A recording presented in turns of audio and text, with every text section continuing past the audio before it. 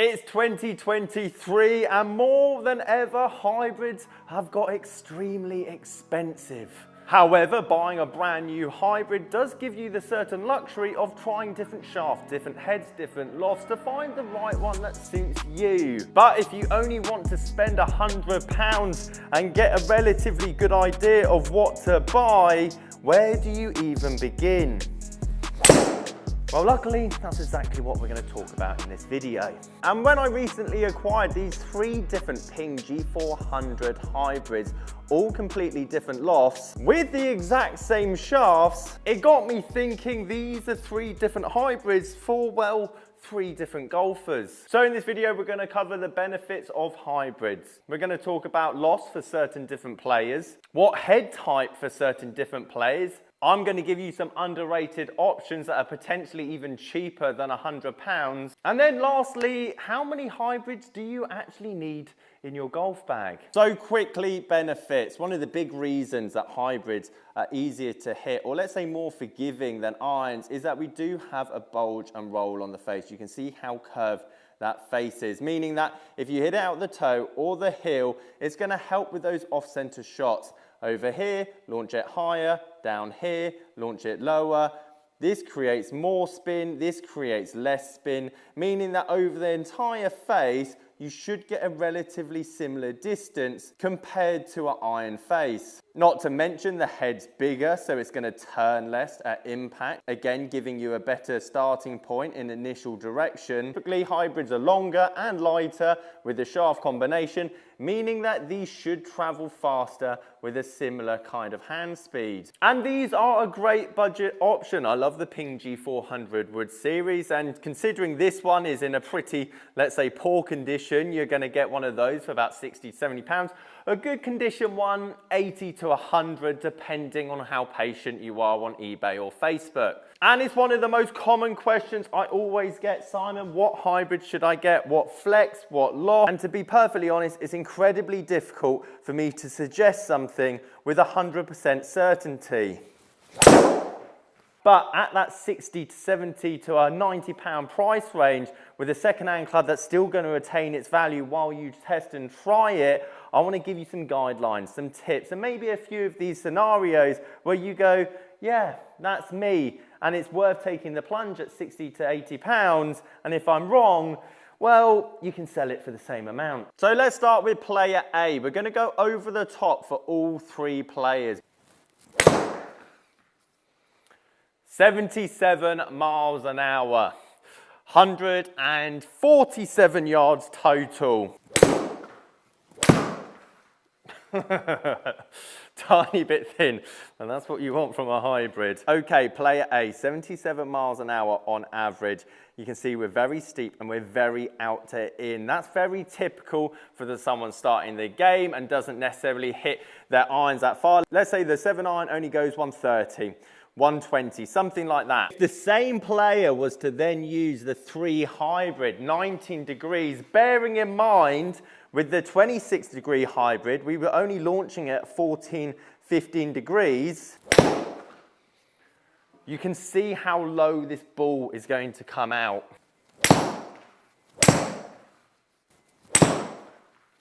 Okay, 3 shots with the 3 hybrid here in the blue. Tried to keep out to in exactly the same. Tried to hit down on it exactly the same, keeping the averages as best as I can. We did catch this one a tiny bit fast, however, hence why it went a bit further.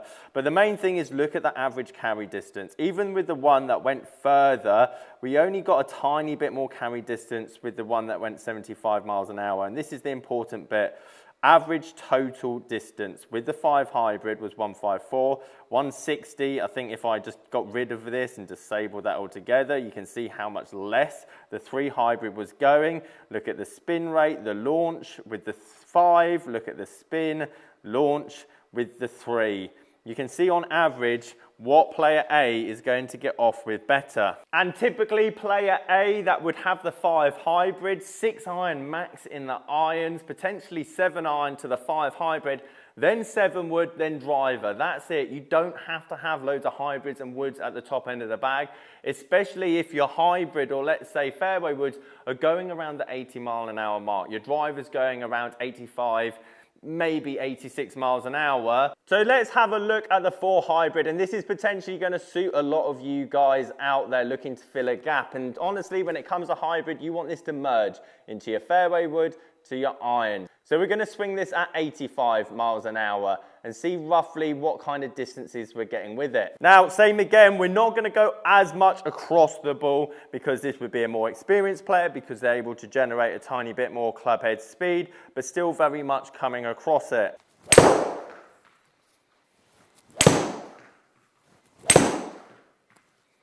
Oh, that was out the toe. That was using full effect of the Belgian roll. That last shot's a perfect example why hybrids are very good. Hit it out the high toe there. It's a very toe, so you can see it launching higher, spinning less, meaning that I got a very similar distance to the ones that I obviously caught well. Sadly, the first one we did swing a tiny bit faster. Now for player B, to be perfectly honest, you could go for the 3, the 4 or the 5, whichever you feel more confident with. However, I'd probably opt less for the 3, mainly for this.